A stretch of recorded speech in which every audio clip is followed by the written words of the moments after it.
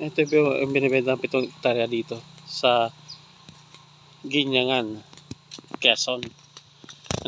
Andito po tayo. Tabing-tabi lang po ito ng Paradise Resort. Ito, kasama po yan. Yung property na yan.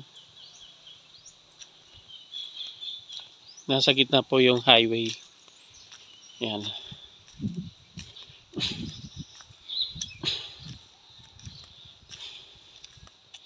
Ito po yung Paradise Resort. Dito po tayo naka-check-in ngayon.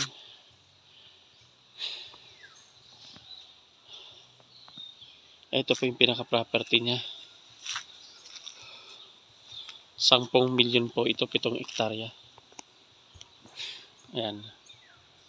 Mula dyan, mula doon hanggang doon sa may dulo na yon, papunta dito. Yan, kasama po yan. Ito po, tigkabila.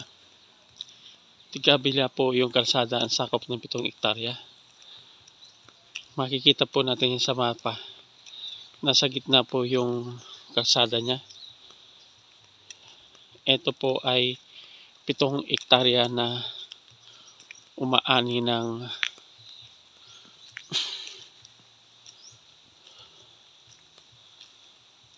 3,000 malinis, 3,000 buo ng niyog. Puro niyogan po ito. Kaliwat kanan ang lupa. 10 milyon lang po ito.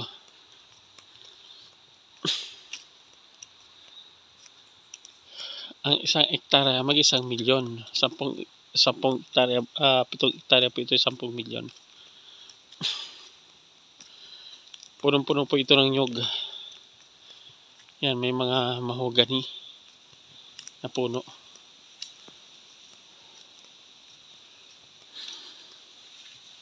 Yan po yung purpose natin dito sa pag-ikot dito sa Quezon. Hanapin ang mga property ng mga binebenta dito sa Quezon. Papakita ko lang po sa inyo yung pinakahangganan niya. Yan po yung ang laman po nitong niyog ay 3,000. 1,500 po ang puno. Siguro kung mga 30,000 po na buo ng niyog ang maaani mo dito.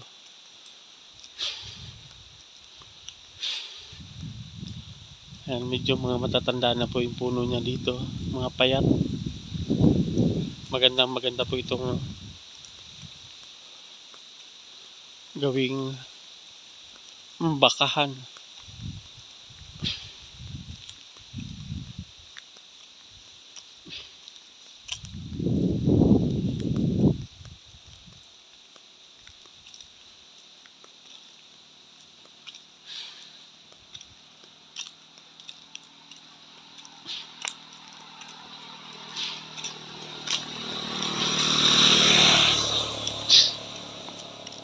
Yan po, hanggang doon sa may dulo, mga 2.5 kilometers po yung layo nito.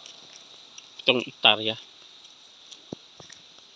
Ang frontage nito mga 2 hektarya, mga 2 kilometro o 2.5 kilometers ang 7 hektarya na frontage nitong highway na to. Makikita po natin yan sa mapa.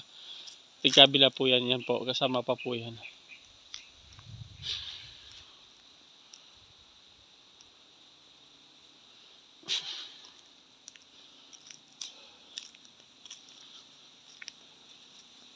Pitong hektarya na puro niyugan binibenta dito sa Ginyangan, Tagkawayan, Quezon. Package. Ang pwede lang pong bumili nito, direktang buyer ang gusto ng kausap ng may-ari ng property.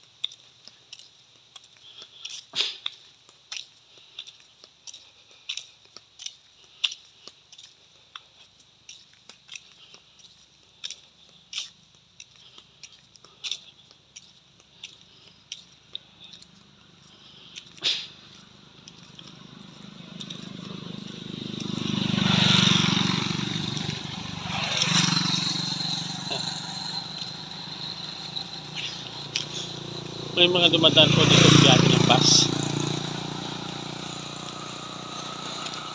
sa kabila. Dito mga tricycle po pumapasok. Ayan po yung mga niyog niya. Maraming tanim sa loob. Maganda dito, gawin mong asyenda.